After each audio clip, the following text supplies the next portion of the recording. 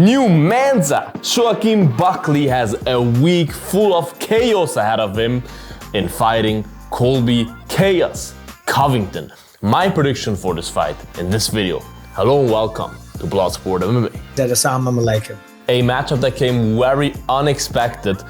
Joaquin Buckley was scheduled to face Ian Garry at this very card in Tampa, Florida, but Ian then, as you know, stepped in to fight Shavkat 1 week earlier at UFC 310. So Buckley had no opponent. They then threw in Colby Covington, which came really out of nowhere, at least to me and to many UFC fans, because Colby has been known to be very picky with his fights. We don't know if he's picky or if the UFC's picky with matching him up, but he never really fought any contenders in recent years that he didn't have any beef with or that weren't ranked ahead of him or anything, right?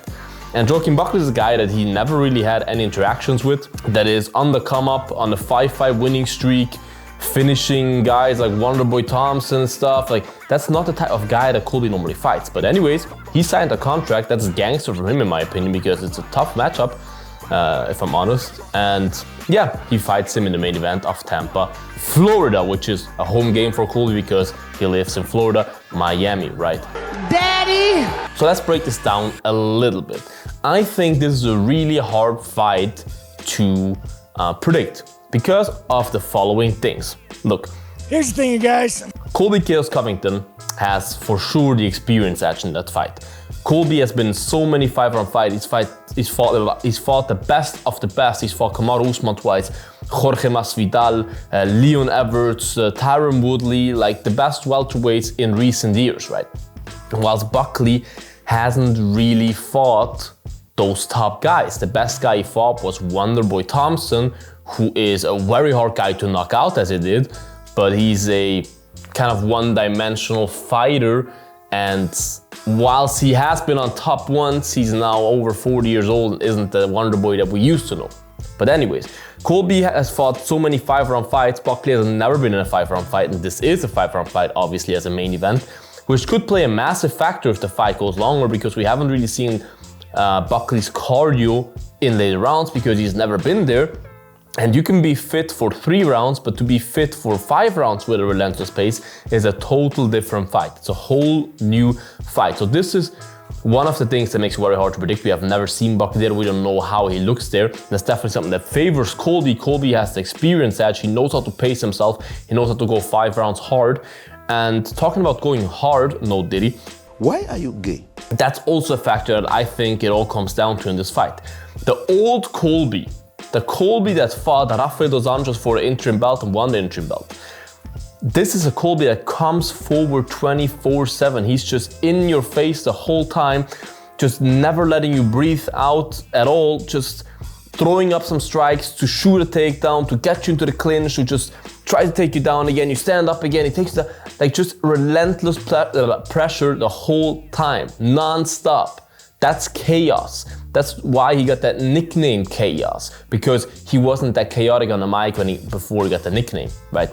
Being chaotic on the mic came when the UFC told him they will cut him if he after the fight against Damian Maia. So that's when he started to be chaotic on the mic. But he was given the nickname way before because of his fighting style. A lot of people don't know that, but anyways, he's a very chaotic fighting style.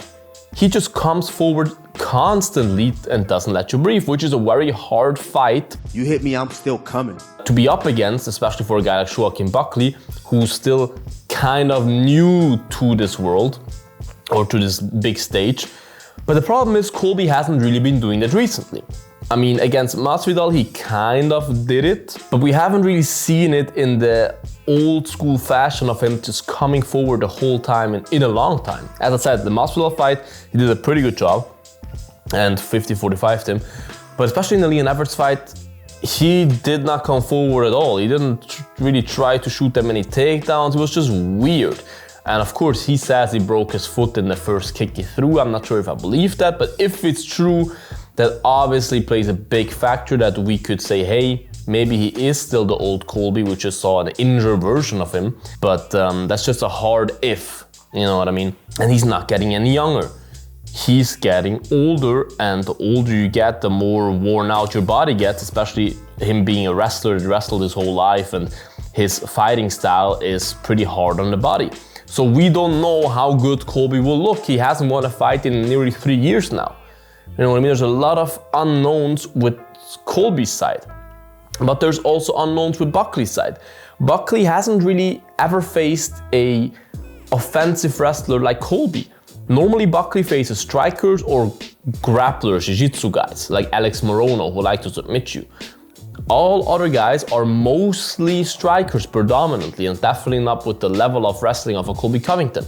That's why Buckley had a lot of success himself with the wrestling recently, and his style is beautiful to watch. It's aggressive striking mixed with a lot of takedowns. Kind of like Colby was back in the day, just his striking is a little bit more dangerous than Colby's striking.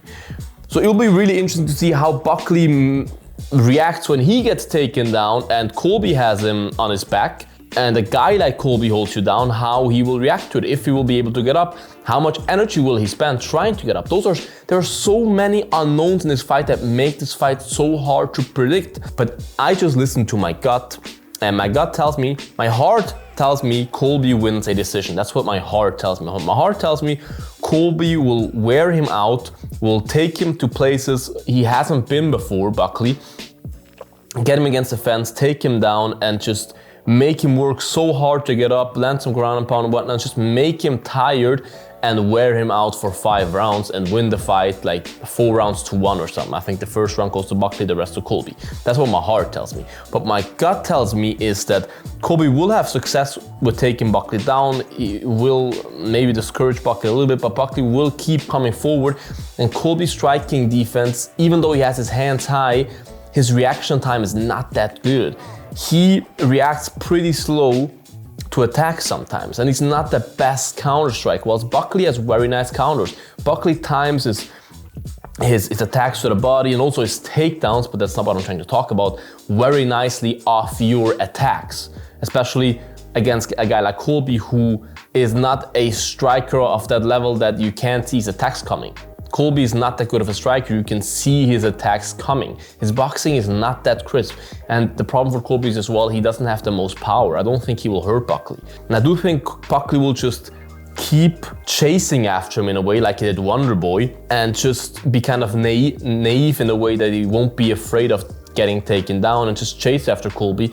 And I do think, even though he will have some problems with the wrestling, that he will get Colby down as well. I do believe Buckley will get Colby down as well. Colby's takedown defense is not the very best, but I do think that in round number 3, in the 3rd round, that even though Colby had success, Buckley will chase after him and, kind of similar to Wonder Boy, just catch him with one big shot and knock him down. Colby has been knocked down several times, even though he does a great job of recovering, getting back up, because his cardio and his conditioning is so good that he recovers very fast. But Buckley will like, boom, chase him with a big right hook or something, knock him down and chase after him. And I don't think he will get him out cold, but he will just bam, bam, bam, bam, bam, bam. What the fuck is that? Follow up with a lot of ground and pound shots, and the referee will step in and Buckley will win the fight by KO/TKO in round number 3. This is my prediction from my gut, you guys. What is your prediction? What do you think will happen in the fight? Make sure to write it in the comments. I would love to hear your takes. Make sure to like this video, subscribe to the channel, guys. I would appreciate that. It's one click, means a lot to me. You can also subscribe to the channel as a subscriber, where you pay a little bit and you get some cool extras, some discounts as well for the Blood Shop, bloodshop.net. Check it out, you guys. We're about free shipping with the code FREE, the best merch in the business. Very cool pieces. It's for free to check it out, right? So just go check it out, see if you like something. Stay bloody, you guys. Until the next one, bye-bye. Bloodsport out.